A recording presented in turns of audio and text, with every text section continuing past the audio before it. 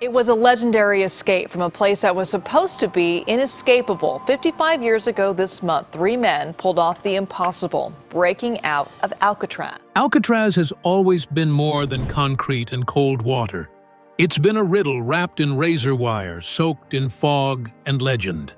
For decades, the world has stared at that jagged island in San Francisco Bay, asking the same question: did they make it? Now, in 2025, a new twist has surfaced. One so precise, so calculated, it's turning old assumptions inside out. But don't expect a tidy ending. This isn't about heroes or villains. It's about shadows, science, and a silent night that still echoes with secrets. What really happened beyond those cell walls? And how close have we come, until now, to finally knowing? Inside America's most secure prison, Alcatraz Federal Penitentiary, often referred to simply as The Rock, stood as a symbol of the U.S. government's most extreme approach to incarceration. Located on a small island 1.25 miles off the coast of San Francisco, Alcatraz was originally a military fort during the 1850s, before being converted into a federal prison in 1934. Managed by the Federal Bureau of Prisons, it was designed to house inmates deemed too disruptive or dangerous for other facilities. From its inception, Alcatraz was intended to be the end of the line, a maximum security, minimum privilege institution for the most incorrigible offenders. The prison facility itself was a feat of engineering and security. The main cell house, constructed between 1910 and 1912, featured 4 blocks of cells, a dining hall, a hospital, a library, and administrative offices. The cells were small, bare, and built with tool-proof steel bars. Prisoners were counted up to 13 times a day, and the ratio of guards to inmates was the lowest in the nation. Metal detectors, tear gas canisters, and armed guards in elevated gun galleries enhanced security at every turn. Access to privileges like work, visitation, and even talking during meals had to be earned, making daily life both strict and psychologically taxing. With its inmate capacity of about 312, Alcatraz rarely got filled to that total. It accommodated some of the known worst criminals, Al Capone and Machine Gun Kelly. Super maximum offenders were dispatched to D Block, home to The Hole, some isolation cells infamous for inhumane conditions. It was a strictly racial segregation, with no rehabilitation intended, only control. There had been major upgrades in the functioning of the prison during its 29 years in operation, like the introduction of electrified fences, updated locking systems, and renovations to improve security in the 1930s and 40s. Alcatraz was closed down on March 21, 1963, mainly because of the high cost of maintenance and the dilapidated state of the buildings owing to weakening saltwater corrosion. And yet, it is this legacy that captures imagination. Today, managed by the National Park Service as a museum, it has more than 1 million yearly visitors. Refurbished areas provide an introduction to what used to be deemed the toughest penitentiary in the United States, a stronghold where the thin line separating punishment and survival often blurred. Its walls were strong, but its legend was even stronger. Until one night changed everything. The myth of the inescapable rock. Alcatraz wasn't just a prison, it was a symbol.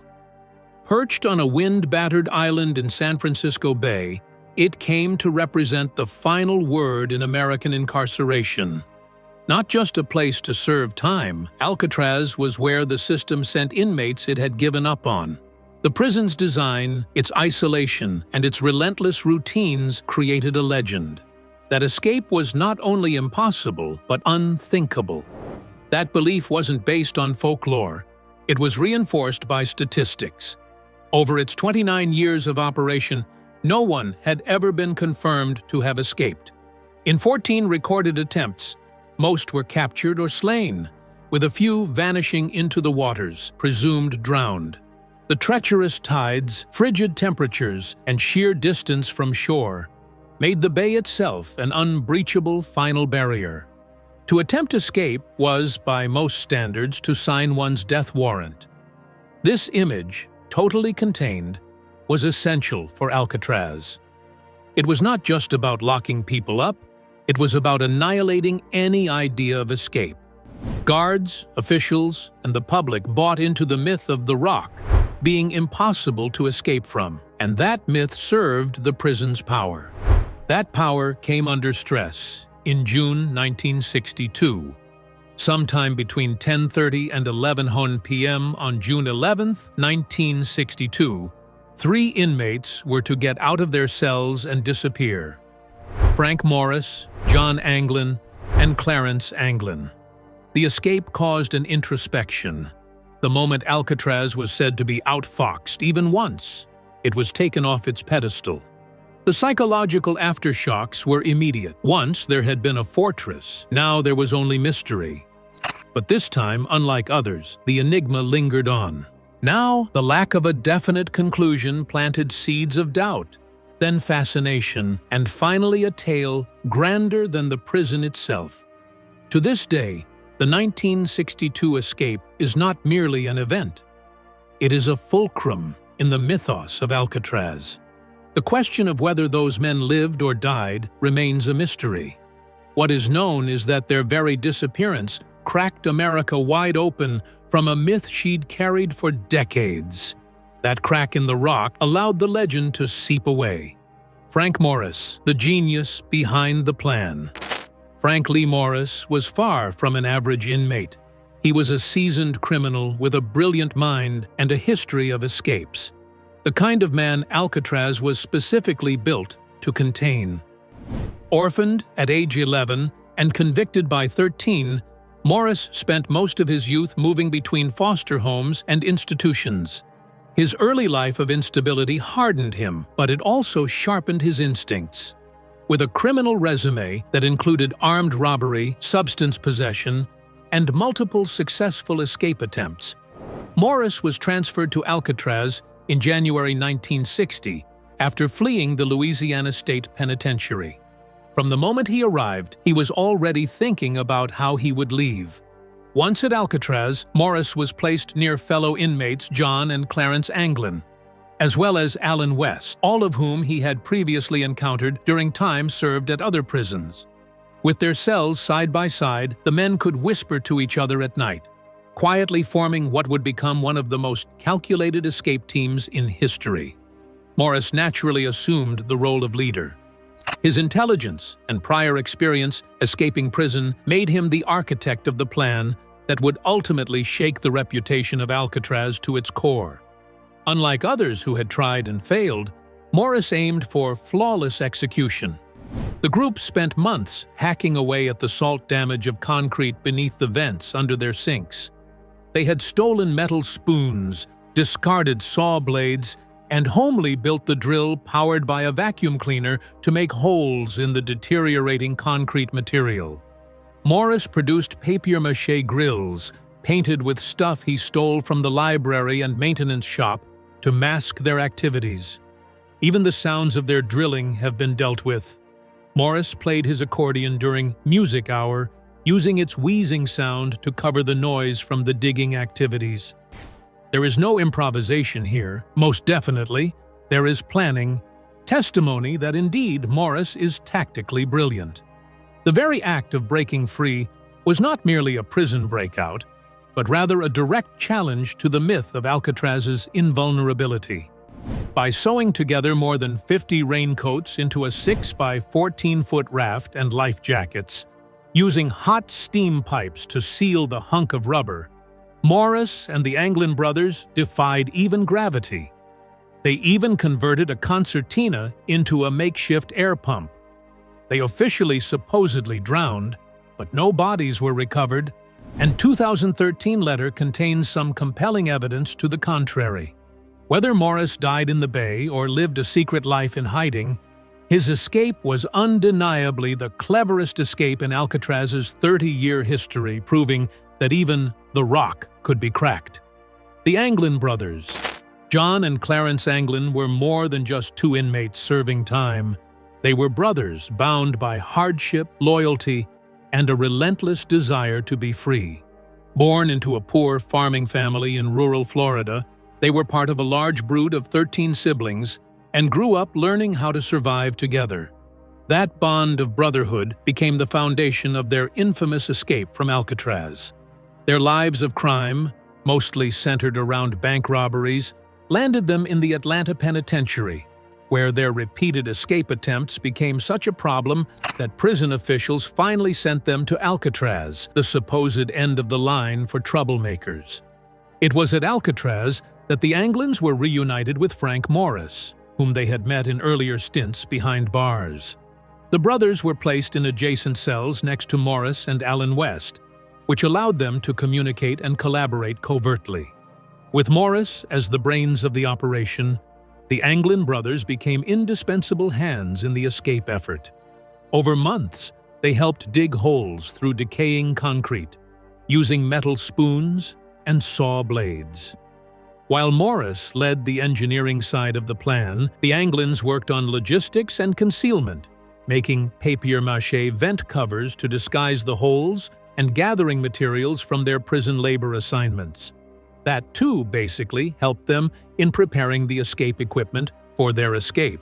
They had also helped Morris prepare the life jackets and one gigantic raft of 6 by 14 feet from more than 50 reused stolen raincoats.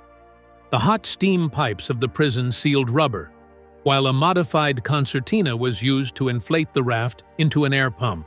Important, too, to know the daily activities of the prison and accessible materials through the factory system. But every movement they made was calculated. The course taken was carefully shielded from another well-built illusion, including the iconic dummy heads they helped sculpt from soap, toilet paper, and real hair swept from the barbershop floor. The events that followed their disappearance are among the most fascinating mysteries of American criminal history. Evidence has surfaced supporting the idea of the two brothers having lived even after the 1979 legal pronouncement of their deaths. Besides the 2013 letter claiming they had been hiding, there were alleged Christmas cards from the brothers confiscated, and even a 1975 picture that seemed to show them in Brazil. BBC interview prison officers and family reminisced about this incident as shocking and eerily quiet. There were no sounds, no alarm raised by night. If the Anglins survived, they pulled off not just a physical escape, but a psychological one dimming out of a prison made to be inescapable, and out of even history itself. Crafting the illusion. The brilliance of the 1962 Alcatraz escape wasn't just in the digging or raft building, it was in the illusion. One of the key elements that allowed Frank Morris and the Anglin brothers to vanish undetected was the creation of eerily lifelike dummy heads. These decoys were so convincing that they fooled guards doing regular head counts. Sculpted from a bizarre mix of soap, toothpaste, and toilet paper, the heads were carefully molded to resemble sleeping inmates. The escapees painted them in flesh tones using art supplies stolen from the prison maintenance shop, and topped them with real human hair, swept from the barbershop floor. These heads weren't just clever, they were critical. During nightly checks, guards didn't physically shake prisoners awake. They simply looked into cells for movement.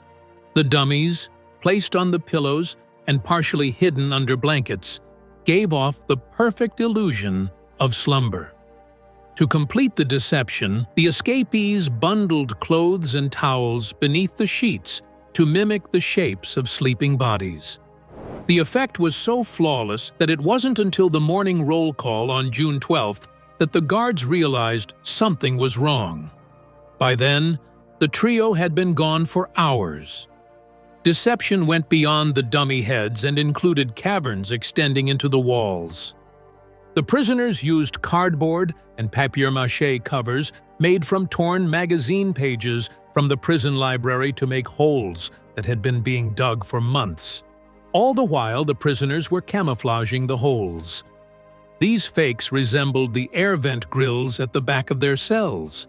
These false grills blend well into the wall, hiding behind them the escape route, which hails gaping. The guards, peeking into the cells, would just see what would seem to be an absolutely normal sealed vent, where, in reality, a tunnel to freedom waited behind. The more remarkable thing about the illusion is its resonance with the larger tradition of psychological warfare behind bars, the art of deception cultivated by desperate men in desperate places. In fact, all over the world, deceptions have aided in imprisonment breaks, from letters smuggled in hollowed-out books to false uniforms sewn from laundry scraps. Yet few will compare to the Alcatraz ruse in terms of detail and showmanship. The FBI agent who worked on the case, Michael Dyke, remarked, "They didn't just dig out, they rehearsed a performance," indicating that the escape involved the psychological as much as it did the physical. The escapees set a scene that beguiled not only the guards, but the entire prison system. Their cells became a stage on that night, and for a few hours, the escapees were actors playing the ghostly role of disappeared. But deception was only the beginning. The real escape began beneath the surface. Digging to freedom. The foundation of the Alcatraz escape plan was literally carved into the crumbling infrastructure of the prison. Frank Morris, John and Clarence Anglin, and Alan West exploited a critical vulnerability: salt-damaged concrete behind the air vents beneath their sinks. Over several months, the men slowly chipped away at the weakened material using tools that were as simple as they were ingenious. They stole metal spoons from the dining hall and repurposed discarded saw blades. Even more impressive was their homemade drill, crafted from a vacuum cleaner motor. Bit by bit, night after night, they carved escape tunnels that would open into an unguarded maintenance corridor. What made this feat possible was not brute force, but extreme patience and surgical precision. The men worked carefully to avoid detection, placing cardboard covers and papier-mâché vent grills over the holes during the day. These grills were painted to match the wall using art supplies from the prison library, allowing them to blend in flawlessly with the surroundings. The escapees coordinated their digging to coincide with music hour, a daily period when instruments could be played.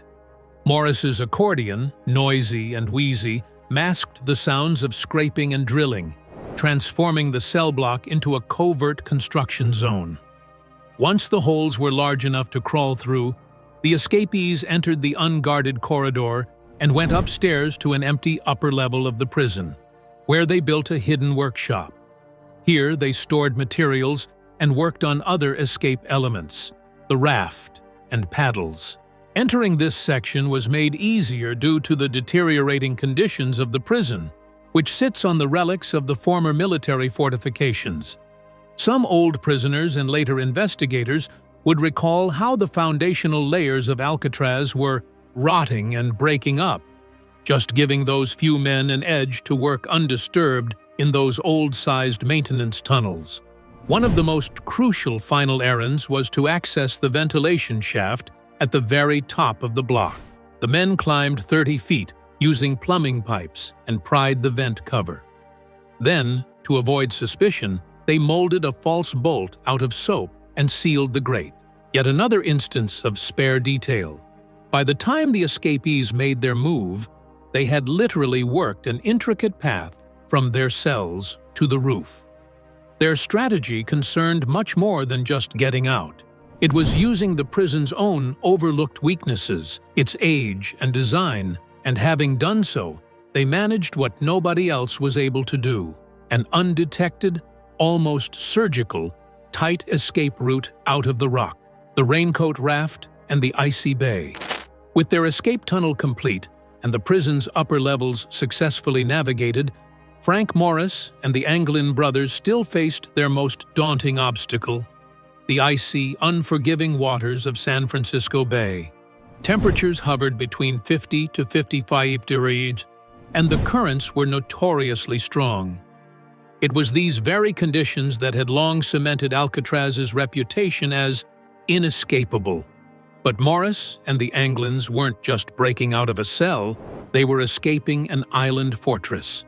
To do it, they had crafted a homemade raft and life vests using over 50 stolen raincoats, a feat of prison engineering that demonstrated just how far their determination reached. The raft itself measured approximately 6 by 14 feet and was constructed in a makeshift workshop the escapees had set up above the cell block. The raincoats were stitched together using thread taken from the prison's work areas, and the seams were sealed by melting rubber, with steam pipes found within the prison's plumbing system. To inflate the raft, they converted a concertina, similar to a small accordion, into a makeshift air pump. Even the paddles were homemade, fashioned from bits of plywood, likely salvaged during their work duties. Everything they needed to challenge the bay had been hidden in plain sight. After months of meticulous planning, the trio was finally at the northeastern shore of the island on the night of June 11, 1962. There, they inflated and launched the raft into the darkness, welcoming the chance to travel to the distant, under 2-mile-away Angel Island. While the escape went silent until the next morning, it slowly gave away clues about its journey. A paddle was uncovered by the Coast Guard on June 14th. On the same day, a sealed parcel containing the Anglin brothers' personal effects was found. 1 week later, pieces of the raft drifted ashore by the Golden Gate Bridge, followed by a homemade life vest. However, these materials have failed to produce a trace of the men. Numerous officials, such as the prison warden, continued to be convinced that the escapees had drowned. "You hear the wind, don't you? And do you see the water?" asked then-warden Richard Willard in a BBC interview. "Do you think you could make it?" Chambers believed, however, that the sophistication of the raft and precision of the escapees led to the conclusion that they might have survived. Subsequent scientific analyses had further indicated that if at all the escape were launched during a narrow tidal window, such an escape could be successful. Whether the bay swallowed them or they made it to freedom, the raincoat raft remains the most innovative symbol of defiance against the most secure prison America had ever built. Allen West, the man left behind. Allen West was originally one of the 4 inmates who helped plan the Great Alcatraz escape, but he ultimately never made it out. A longtime prisoner at Alcatraz since 1957, West had known Frank Morris and the Anglin brothers from previous prison stints, and their shared time in neighboring cells allowed them to hatch the plan together. West was involved in every stage, chiseling through the weakened wall behind his sink, helping gather materials for the raft and dummy heads, and contributing to the construction of the escape route. But on the critical night of June 11, 1962, West couldn't break through the last bit of concrete in time. According to his own confession, West's tunnel was just too narrow. He had miscalculated the size or failed to fully remove the last section of cement. As he struggled to widen the opening in a panic, the others couldn't wait any longer. With time ticking and dawn approaching, Morris and the Anglin brothers proceeded without him. West remained in his cell, fully aware that his once-in-a-lifetime opportunity was slipping away. His fate was sealed not by fear, but by the smallest of physical obstacles, the last few inches of crumbling concrete that just wouldn't give. The next morning, the guards found that an escape had taken place, and immediately thereafter, West cooperated with law enforcement officials. He provided a detailed description of the escape scheme, outlining the path to the utility corridor, the route over the rooftop, and their intended endpoint, Angel Island. His testimony became the basis for the subsequent manhunt. According to the BBC, it led West to point to evidence such as a paddle and belongings belonging to the Anglins. However, none of the escapees were ever found, which gave rise to suspicions that they had the presence of West in mind during their escape and had changed their route so as to prevent capture if he talked. Allen West had to carry the burden of a plan nearly implemented. While he escaped the risk of freezing to death in the treacherous waters, he forfeited the opportunity of escaping to freedom. Following the foiled escape attempt, West was processed when Alcatraz closed its doors in 1963 and completed its sentence. While often overshadowed by those who seemed to vanish, his role was central in the escape in providing the most complete insider account of it. In the mythic narrative of Alcatraz, West stands as a witness on Earth to a flight that just might have succeeded. A chilling confession or clever hoax.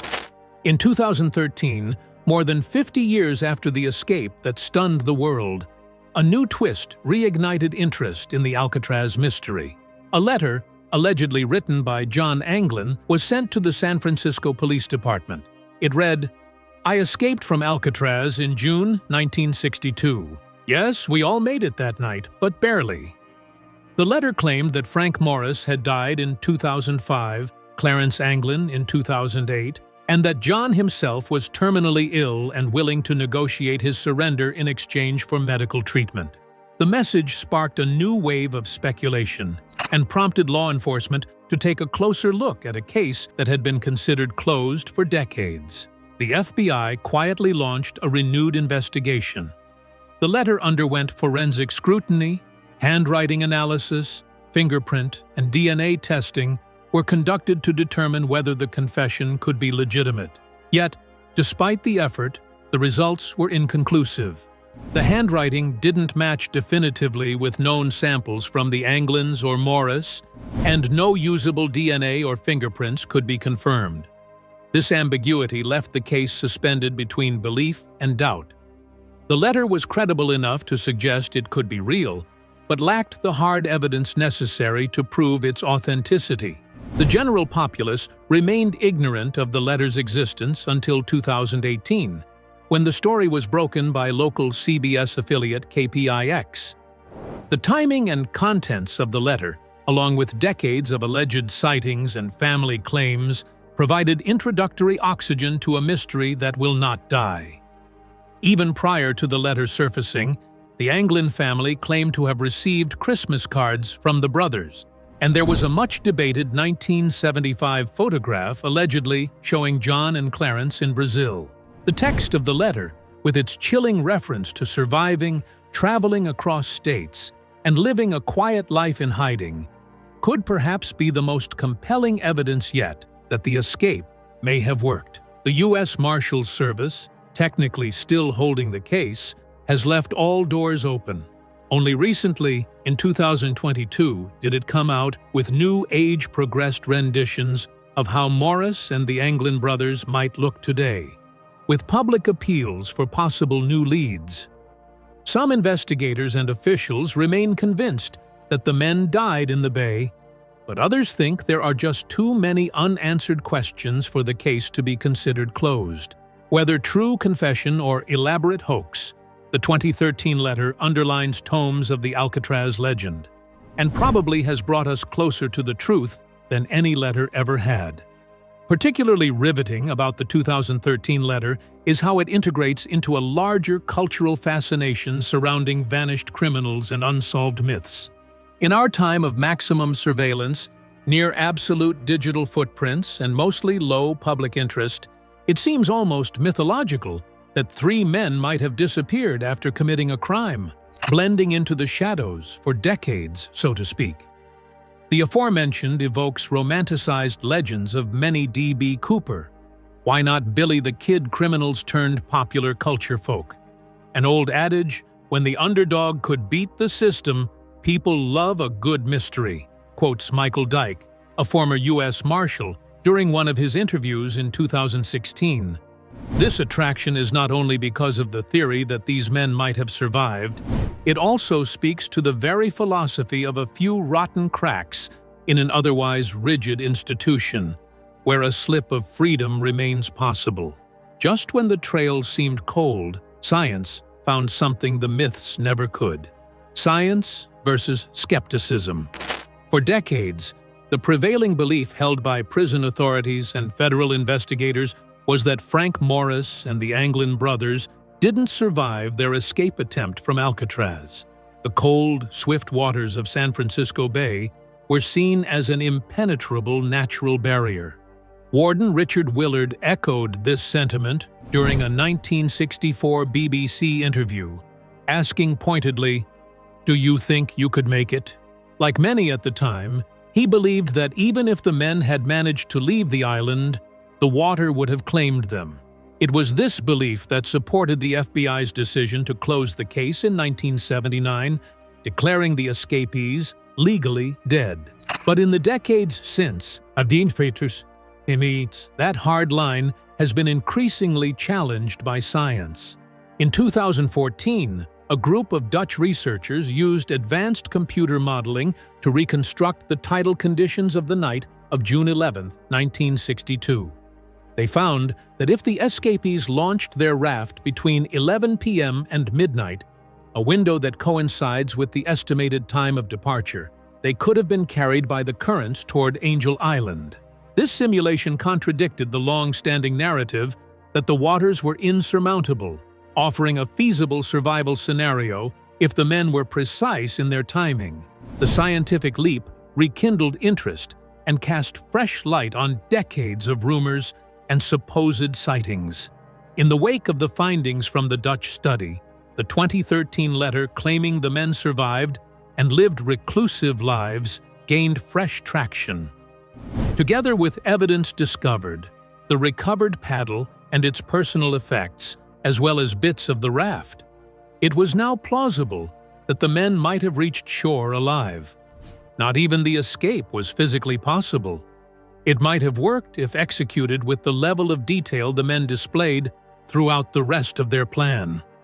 As evidence and science mount behind the case, however, to the U.S. Marshals' discredit, they have determined that a convict like Morris and the Anglins would have altogether vanished into quiet, law-abiding lives. Nevertheless, the file remains open. As recently as 2022, updated age-progressed photographs were released of the three, which implies that law enforcement has not quite thrown in the towel at finding the fugitives. Science may have found the true or incomparably real hidden under that fact. The escape from Alcatraz stands as one of America's most fascinating unsolved mysteries, a tale where fact and possibility still wrestle for dominance. In addition to tide charts and forensic reconstructions, the old curiosity about the Alcatraz escape is something much deeper in American culture, a national obsession with outsmarting the system. From books to Hollywood films like Escape from Alcatraz, 1979, the story has been mythologized not as a prison break, but as a tale of human ingenuity over institutional power. Think they made it out alive? Or did the Bay claim them for good? Let us know your theory in the comments below. If you enjoyed the mystery, give this video a like. Hit subscribe for more true crime and history deep dives, and don't forget to tap the bell so you never miss what's next. Now, check out the next video on your screen. You won't believe what was uncovered there.